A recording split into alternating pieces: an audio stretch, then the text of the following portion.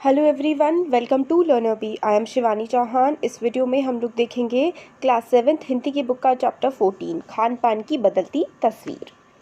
तो देखते हैं, पिछले 10-15 वर्षों में हमारे खान पान की संस्कृति में एक बड़ा बदलाव आया है। इडली, डोसा, बड़ा सांभर, रसम अब केवल दक्षिण भारत तक सीमित नहीं है, ये उत्तर भारत के भी हर शहर में उपलब्ध है। और तो और उत्तर भारत की ढाबा संस्कृति लगभग पूरे देश में फैल चुकी है।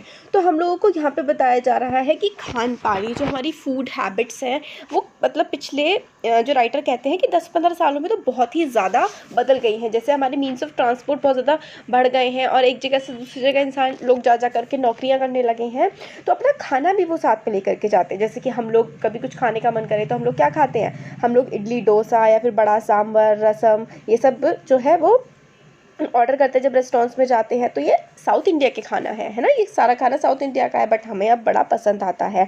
नॉर्थ इंडिया के भी हर शहर में जो है ये सब अब इजीली मिल जाता है। और जो नॉर्थ इंडिया का है ढाबा वाला सिस्टम जो है ना, वो पूरे देश में काफ़ी फेमस हो चुका है। अब आप कहीं भी हो, उत्तर भारतीय रोटी, दाल, साग आपको मिल ही जाएंगे। तो आपको दाल, रोटी, साग हर जगह मिल सकते हैं। फास्ट फूड यानी कि तुरंत बनने वाला खाने का चलन बड़े शहरों में बहुत ज़्यादा हो गया है। फास्ट फूड में बर्गर, नूडल्स, ये सारी चीज़ें आती हैं। एक ज़माने में कुछ ही लोगों तक सीमित चाइनीज़ नूडल्स अब संभवतः किसी के लिए अजनबी नहीं रहे। तो चाइनीज़ जो नूडल्स होते हैं बच्चों को कितने ज़्यादा पसंद होते हैं, मोमोज कह लीजिए आप, है ना, वो तो खैर इंडिया के हैं। 2 मिनट्स नूडल्स के पैकेट बंद रूप में तो कम से कम बच्चे बूढ़े सभी परिचित हो चुके हैं। इस तरह नमकीन के कई स्थानीय प्रकार अभी तक भले मौजूद हों, लेकिन आलू चिप्स के कई विज्ञापित रूप तेजी से घर घर में अपनी जगह बनाते जा रहे हैं। तो देखिए, हम लोग अलग अलग तरह तरह के नमकीन खाते हैं, ये चिप्स पापड़ घर में भी बना लेते हैं, बट ये जो पैकेट वाले आते हैं, इस तो ऐड की वजह से अब सब में हर जगह फेमस हो गया है। गुजराती ढोकला, गाठिया भी अब देश के कई हिस्सों में स्वाद लेकर खाया जाता है। बंगाली मिठाइयों की केवल रस भरी चर्चा ही नहीं होती, वे कई शहरों में पहले की तुलना अधिक उपलब्ध है। तो बंगाल की मिठाइयाँ बड़ी फेमस है ना, तो वो भी बड़ा पसंद करते हैं लोग, अब हर जगह मिल भी जाती हैं। यानी स्थानीय व्यंजनों के साथ ही अब अन्य प्रदेशों के व्यंजन पकवान भी प्रायः हर क्षेत्र में मिलते हैं। और मध्यम वर्गीय जीवन में भोजन विविधता अपनी जगह बना चुकी है। तो मिडिल क्लास में जो मिडिल क्लास जो फैमिलीज़ हैं, अब उसमें जो भोजन विविधता मतलब होता है फूड की जो डाइवर्सिटी है, बहुत अलग अलग तरीके का खाना अब हमारे घरों में खाया जाता है। कुछ चीज़ें और भी हुई हैं, मसलन अंग्रेज़ी राज तक जो ब्रेड केवल साहबी ठिकानों तक सीमित थी, वह कस्बों तक जा पहुंची है और नाश्ते के रूप में लाखों करोड़ों भारतीय घरों में सेकी तली जा रही है। तो ब्रेड भी बहुत ज़्यादा खाने लगे हैं। अंग्रेज़ों के टाइम पर तो बहुत ही कम लोगों में जो ये ऑफिसर्स होते थे, इनके घरों में मिलती थी, अब तो हर जगह ये मिल जाती है। खान पान की इस बदलती हुई संस्कृति से सबसे अधिक प्रभावित नई पीढ़ी हुई है, जो पहले के स्थानीय व्यंजनों के बारे में बहुत कम जानती है। तो जो नई पीढ़ी है, जो जैसे आप लोग हैं, है ना, ये जो इवन जो लोग गांव से अब लोग बाहर निकल चुके हैं, तो वहाँ के जो रीजनल फूड होते थे अब उनके बारे में तो बहुत ही कम जानते हैं, और ये पिज़्ज़ा, बर्गर और इनके बारे में ही ज़्यादा हम लोग जानते हैं। तो पर कई नए व्यंजनों के बारे में बहुत कुछ जानती हैं लड़कियां, लड़के, है ना।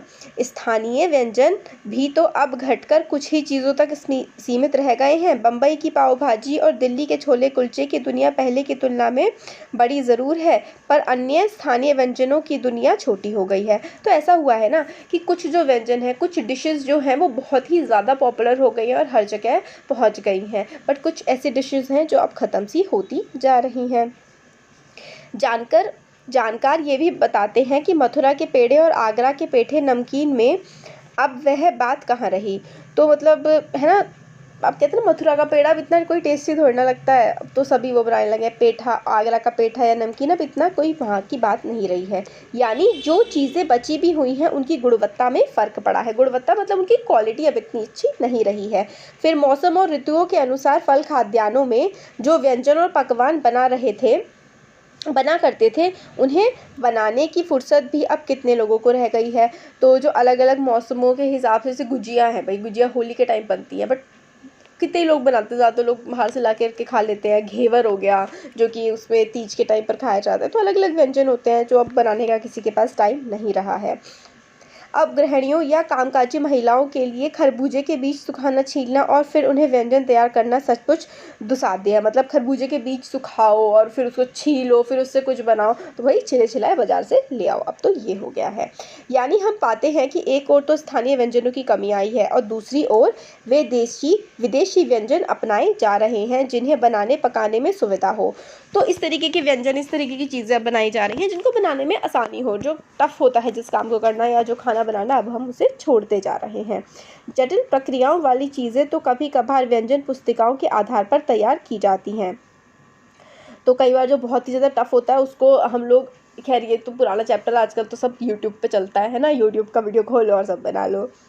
अब शहरी जीवन में जो भागम भाग है उसे देखते हुए यह स्थिति स्वाभाविक लगती है।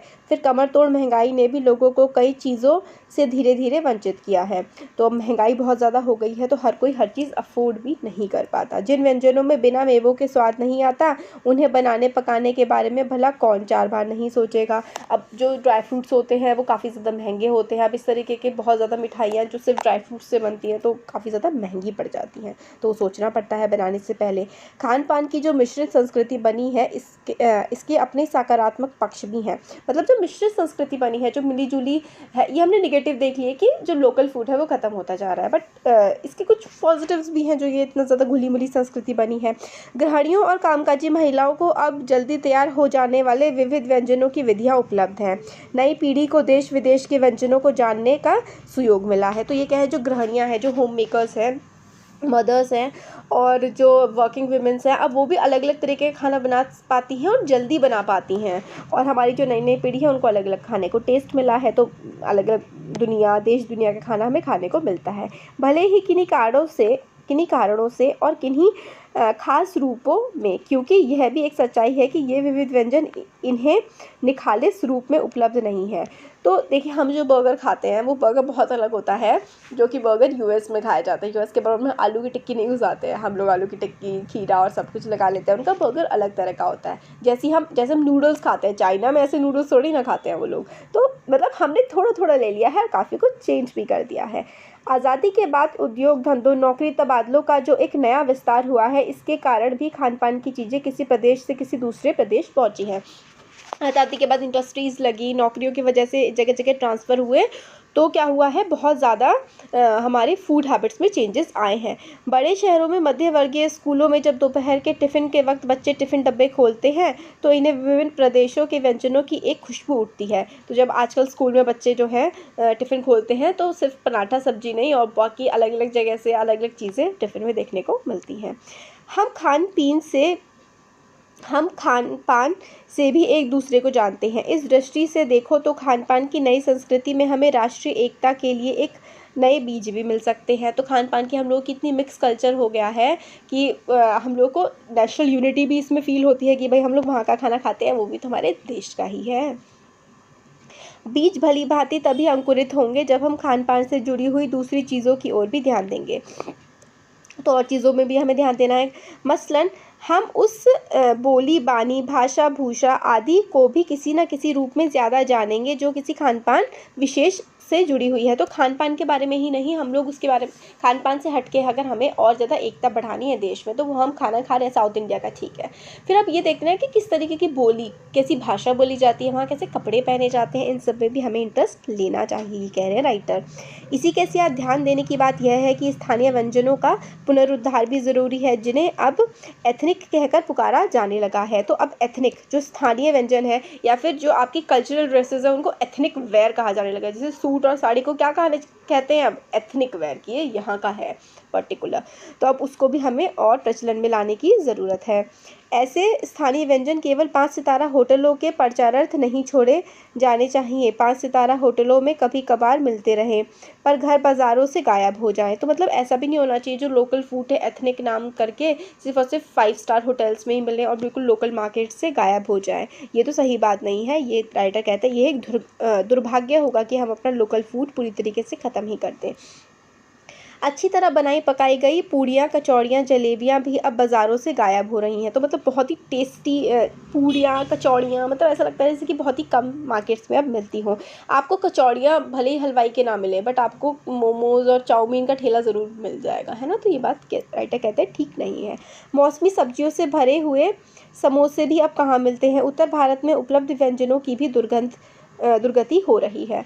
तो मतलब समोसे में सिर्फ और सिर्फ आलू होता है और जो मौसमी सब्जियां हैं वो उसमें नहीं भरी जाती हैं। उत्तर भारत में जो है बहुत सारे जो नॉर्थ इंडिया में बहुत सारी डिशेस की दुर्गति हो गई है, मतलब अब उनको इतनी इम्पोर्टेंस नहीं दी जाती है। आगे बताते हैं, अचरज नहीं कि पहले उत्तर भारत में जो चीज़ें गली मोहल्लों की दुकानों में आम हुआ करती थी अब खास दुकानों में तलाशा जाता है। जो पहले बहुत ही कॉमन चीज़ें होती थी, आराम से मिल जाती थी, अब उन्हें स्पेशल दुकानों पर जाकर ही देखा जा सकता है। यह भी एक कड़वा सच है कि स्थानीय व्यंजनों को हमने तथाकथित आधुनिकता के चलते छोड़ दिया है। तो मॉडर्नाइजेशन के चलते हमने अपने लोकल फूड को एकदम छोड़ ही दिया है और पश्चिम की नकल से बहुत सी चीज़ें अपना ली हैं जो स्वास्थ्य और सरसता के मामले में हमारे बहुत अनुकूल नहीं है। तो हमने बहुत ज़्यादा ऐसी चीज़ें अपना ली, जैसे कि पिज़्ज़ा। आप लोग पिज़्ज़ा खाते हैं तो उसमें चीज़ इतना ज़्यादा होता है ना, जो कि अनहेल्दी होता है बॉडी के लिए, क्योंकि ये सारा जो हमारा मतलब जो लोकल फूड होता है ना किसी भी जगह का, वो एक बैलेंस डाइट आपको प्रोवाइड करता है। और बाकी ये जो वेस्टर्न फूड है, क्योंकि इसको हमने वो लोग जैसे मीट खाते हैं, बीफ खाते हैं, बहुत सारे अलग अलग तरीके का मीट खाते हैं हम लोग नॉर्थ इंडिया में, या फिर पूरे इंडिया में वेजिटेरियंस ज़्यादा होते हैं तो उसमें आलू डाल देते हैं तो कार्बोहाइड्रेट्स बहुत ज़्यादा हो जाता है। इसी तरीके की बात कहते हैं कि जो आज हम लोग बाहर का खाना खा रहे हैं उसमें हम लोग विभिन्नता नहीं ला पा रहे हैं, वो हमारी हेल्थ के लिए भी अच्छा नहीं है। हो यह भी रहा है कि खान पान की मिश्रित संस्कृति में हम कई बार चीज़ों का असली और अलग स्वाद नहीं ले पा रहे हैं। तो उसका एक्चुअल जो स्वाद है वो हम नहीं ले पा रहे हैं। अक्सर प्रीति भोजों और पार्टियों में एक साथ ढेरों चीज़ें रख दी जाती हैं और उनका स्वाद डड़मड़ होता रहता है। मतलब पार्टीज़ में इतनी सारी चीज़ें खा लेते हैं, समझ ही नहीं आता कि किसका टेस्ट क्या है। एक ही प्लेट में सब रख लिया तो किसी का भी टेस्ट नहीं पता लगता। खान पान की मिश्रित या विविध संस्कृति हमें कुछ चीज़ें चुनने का अवसर देती है। हम उसका लाभ प्रायः नहीं उठा रहे हैं। हम अक्सर एक ही प्लेट में कई तरह के और कई बार तो बिल्कुल विपरीत प्रकृति वाले व्यंजन परोस लेना चाहते हैं। तो ये वही कह रहे हैं कि एक ही प्लेट में हम अलग अलग तरीके के और ऐसे व्यंजन जो हमें एक साथ नहीं खाने चाहिए, ऐसा फूड जो हमें साथ में नहीं खाना चाहिए, जैसे दूध और दही, तो वो भी हम साथ में खा रहे हैं तो वो हमारी हेल्थ के लिए भी ठीक नहीं रहता। इसलिए खान पान की जो मिश्रित विविध संस्कृति बनी है और लग यही रहा है कि यही और अधिक विकसित होने वाली है, उसे तरह तरह से जांचने की ज़रूरत है। तो ये जो राइटर है कहते हैं कि ये मिश्रित संस्कृति ही हम लोग देख रहे हैं कि यही डेवलप होने वाली है, तो हमें इसे कई पैमानों पे नापने की ज़रूरत है और ये सही है या नहीं सही है ये भी हमें देखने की ज़रूरत है। तो ये प्रयाग शुक्ल ने ये चैप्टर लिखा है और अच्छा चैप्टर था, खान पान की मिश्रित संस्कृति। तो कैसा लगा वीडियो ज़रूर बताइए, अच्छा लगा लाइक करिए, चैनल को सब्सक्राइब करिए, अपने फ्रेंड्स के साथ शेयर करिए। Thank you.